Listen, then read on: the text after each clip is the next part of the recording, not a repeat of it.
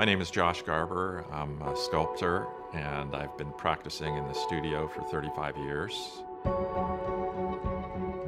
The beginnings of my art journey started when I was 12. I started playing the flute, and I was very interested in jazz. That led me to start taking pottery classes in high school. I was fascinated by clay because of its immediacy and its way of documenting the imprint of touch. That clay sensibility has been with me ever since. And I started using sewage pipe because I liked the linear quality, and it echoed my coil pottery work. What I was getting at was the danger and the beauty of pollution, of technology overwhelming us. That brought me to Chicago.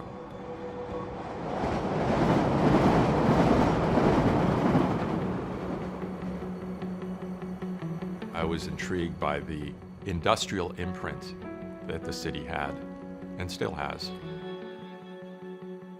I found a studio right underneath the train tracks, and I hear the train, and I've heard the train every few minutes while I'm working. I guess through osmosis or just through being around it and hearing it all the time, I started making this layered welded steel bar construction that echoes the pattern and the rhythm of the train tracks.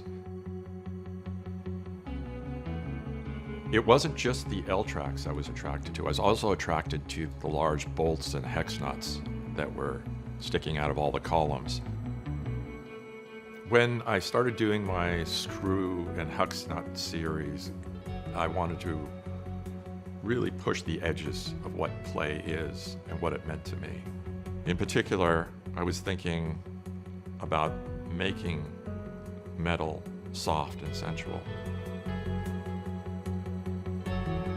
After a 30-year practice of doing public commissions and having shows in Chicago, New York, and Canada, I just decided to go back to graduate school for art and do my MFA. And it was a very explosive experience because I saw a completely different language of art that I wasn't aware of. I studied this academic concept of nonsense. There was a sense of real nakedness that I really was revealing some mysterious part of me that I hadn't seen before. To be able to use those facilities was like a playpen for me.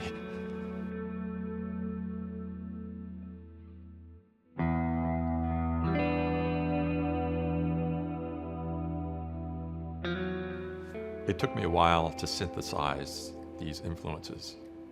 But then I started carving these solid forms out of aluminum. So in this particular piece, there's two forms that interlock in several different configurations. The viewer gets to manipulate the piece and in a sense becomes part of making the piece.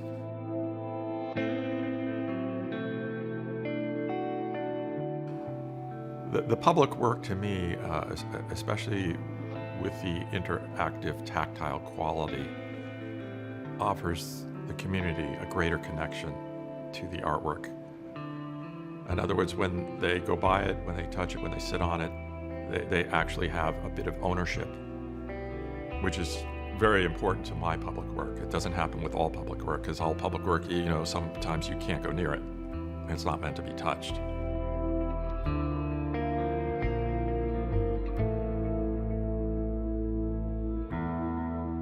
Right now, I'm just letting all these threads evolve the way they want to evolve. I'm letting them breathe. And I think about the permanence of my pieces and what that means as it outlives me.